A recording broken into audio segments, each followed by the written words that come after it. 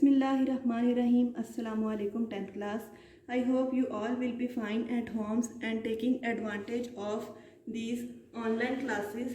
बच्चों, today our topic is pH scale.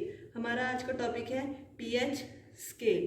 बच्चों, pH जो होती है वो कंसंट्रेशन ऑफ हाइड्रोजन आयन होती है. ठीक है, किसी भी रिएक्शन के अंदर कंसंट्रेशन ऑफ हाइड्रोजन आयन पर डिपेंड करती है. P का मतलब होता है power and H is for hydrogen.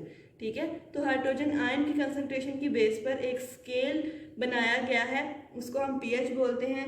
और वाटर जो है बच्चों वो एक वीक इलेक्ट्रोलाइट है और खुद ब खुद ही वो आयंस में चेंज हो जाता है. इसलिए हम खुद ब खुद चेंज होने को हम ऑटो आयनाइजेशन या सेल्फ आयनाइजेशन बोलते हैं.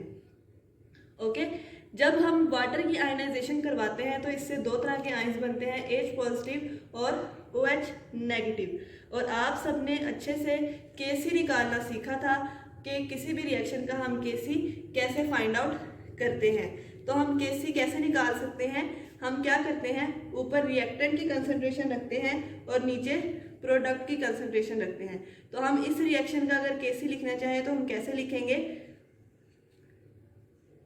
H positive into OH negative. ये हमारे पास दोनों रिएक्टेंट थे और प्रोडक्ट है हमारे पास वाटर, तो उसकी कंसंट्रेशन क्या होगी? प्रोडक्ट हमारे रिएक्टेंट. ठीक है, तो अब आप यहाँ पर देख सकते हैं कि H2 जो है वो नीचे डिवाइड हो रहा है. तो अगर हम इसको इक्वल के इस साइड पर आना चाहें तो यहाँ पर आकर ये मल्टीप्लाई हो जाएगा. Kc into concentration of water is equal to H positive concentration and OH negative ion की concentration.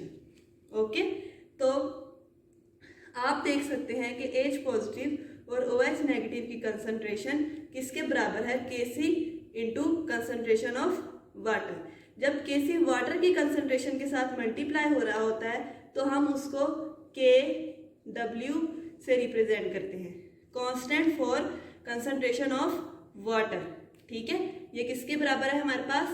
H पॉजिटिव की कंसंट्रेशन के, और इसको मल्टीप्लाई किया जाता है OH नेगेटिव की कंसंट्रेशन के साथ.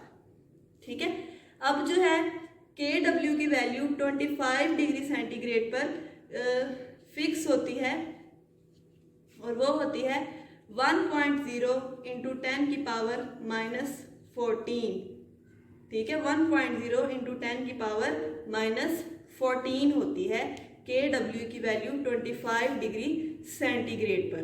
ओके, तो इस तरीके से हम लोग बता सकते हैं कि इन दोनों की कंसंट्रेशन 25 डिग्री सेंटीग्रेड पर इनका जो प्रोडक्ट होगा वो 1.0 इंटू 10 की पावर -14 के बराबर है. ओके, अब हम लोग रिएक्शन के अंदर देख सकते हैं कि H पॉजिटिव और OH नेगेटिव आयंस बन रहे हैं, और जितने H पॉजिटिव आयंस बनते हैं उतने ही OH नेगेटिव आयंस बनते हैं. तो हम इसको इस तरह राइट कर सकते हैं कि H पॉजिटिव आयन की कंसंट्रेशन OH नेगेटिव आयन की कंसंट्रेशन के बराबर है. ठीक है, तो हम इस इक्वेशन के अंदर OH नेगेटिव की जगह H पॉजिटिव भी लिख सकते हैं क्योंकि इन दोनों की कंसंट्रेशन क्या है? बराबर है. तो Kw बराबर होगा H पॉजिटिव की कंसंट्रेशन, OH नेगेटिव की जगह हम H पॉजिटिव लिख रहे हैं क्योंकि OH नेगेटिव की कंसंट्रेशन किसके बराबर है? H पॉजिटिव के बराबर है, इंटू H पॉजिटिव की कंसंट्रेशन. और Kw किसके बराबर होता है 25 डिग्री सेंटीग्रेड पर? 1.0 इंटू 10 की पावर -14 के बराबर होता है. ओके, उसके बाद बेटा अब देखें ये दोनों आपस में मल्टीप्लाई हो रहे हैं, तो हम इसको यूं लिख सकते हैं H पॉजिटिव आयन की कंसंट्रेशन का स्क्वायर बराबर है 1.0 इंटू 10 की पावर -14. और अगर हम अकेले H पॉजिटिव की निकालना चाहें तो हम इसका क्या ले लेंगे? हम इसका अंडर रूट ले लेंगे. H पॉजिटिव आयन की कंसंट्रेशन का स्क्वायर, इसका हम लेंगे अंडर रूट. और अगर हम एक इक्वेशन की एक साइड पर एक काम कर रहे हैं तो फिर हम एरो की इक्वल के साइन की दूसरी साइड पर भी ये काम करेंगे। 1.0 इंटू 10 की पावर -14 का अंडर रूट, ये स्केयर रूट के साथ कट जाएगा और -14 किस में चेंज हो जाएगा, अगर हम 14 का स्केयर लें तो वो हो जाता है 7 के बराबर। तो हाइड्रोजन आयन की कंसंट्रेशन किसके बराबर आ गई, 1.0 इंटू 10 की पावर -7 के बराबर आ गई। ठीक है, इस तरह से हम हाइड्रोजन आयन की कंसंट्रेशन निकाल सकते हैं। उसके बाद है बेटा, किसी भी चीज़ की कंसंट्रेशन को फाइंड आउट करने के लिए डिफरेंट यूनिट्स लिए जाते हैं, डिफरेंट मेथड से उसको सॉल्व किया जाता है। तो यहाँ पर हम लोग हाइड्रोजन आयन की कंसंट्रेशन का माइनस लॉग ले लेते हैं, जो कि हमारे पास पीएच कहलाता है। तो पीएच की डेफिनेशन हम यूँ लिख सकते हैं, pH is equal to minus log concentration of hydrogen ion. ठीक है, pH is equal to minus log concentration of hydrogen ion. इसी तरह अगर हम POH लिखना चाहें तो वो होगा minus log OH negative ion की कंसंट्रेशन। ओके, इस तरीके से हम पीएच और पीओएच बता सकते हैं। अब अगर हम लोगों ने H पॉजिटिव की जगह हम उसकी वैल्यू लिखें जो हमने पीछे कैलकुलेट की कि हाइड्रोजन आयन की कंसंट्रेशन बराबर होती है 1.0 इंटू 10 की पावर -7 के बराबर। इसी तरह हम हाइड्रोक्साइड आयन की कंसंट्रेशन फाइंड आउट कर सकते हैं, क्योंकि हमने देखा था कि हाइड्रोजन आयन और हाइड्रोक्साइड आयन बराबर थे। तो जितनी कंसंट्रेशन H पॉजिटिव की है उतनी ही OH नेगेटिव की है, तो OH नेगेटिव के लिए भी कंसंट्रेशन इतनी ही होगी, 1 इंटू 10 की पावर -7 होगी। ओके, अब अगर हम लोग इस फार्मूला के अंदर H पॉजिटिव की जगह ये वैल्यू पुट करें तो आएगा माइनस लॉग, H पॉजिटिव की जगह आपने ये वैल्यू पुट करनी है 1 इंटू 10 की पावर -7। ओके, अब इसका हम लोग लॉग कैलकुलेट करेंगे, माइनस लॉग 1 इंटू 10 की पावर -7। ओके, अभी पहले हम ब्रैकेट खत्म करते हैं, माइनस लॉग 1 इंटू 10 की पावर -7। अब लॉग को सॉल्व करने के लिए कुछ रूल्स होते हैं। ठीक है, वो रूल्स क्या होते हैं कि जो पावर होती है वो स्टार्ट में आके मल्टीप्लाई हो जाती है। ठीक है, माइनस इंटू -7, पीछे क्या रह गया, लॉग 1 इंटू 10 रह गया। ठीक है, माइनस माइनस क्या हो जाएगा, +7 लॉग 10 मल्टीप्लाई बाय 1.0 क्या हो जाएगा, 10। ओके, और लॉग 10 किसके बराबर होता है, 1 के बराबर होता है, तो +7 इंटू 1। ओके, तो ये हो जाएगा हमारे पास 7। इस तरीके से हम क्या फाइंड आउट कर सकते हैं, पीएच।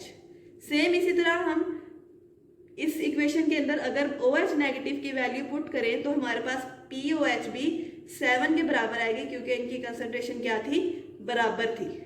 ठीक है, तो हम लिख सकते हैं PH plus POH is equal to 7 + 7 is equal to 14। Okay, next is एक स्केल आपकी बुक के अंदर दिया हुआ है, वो आप लोगों ने खुद से देखना है। अगर आपको नहीं समझ आएगी तो फिर मैं आपको समझाऊंगी। उसके अंदर पीएच और डिफरेंट आपको बताया हुआ है कि किस पीएच पर पीओएच कितनी होती है। ठीक है, तो पीएच बेसिकली हम इस तरह फाइंड आउट कर सकते हैं। इसके अंदर ये वाला सारा स्टेप आपकी बुक के अंदर सॉल्व नहीं किया हुआ तो आप इसको नोट कर सकते हैं। उसके बाद बताया गया है कि वाटर की पीएच या फिर न्यूट्रल पीएच 7 होती है, एसिड्स की पीएच बिलो 7 होती है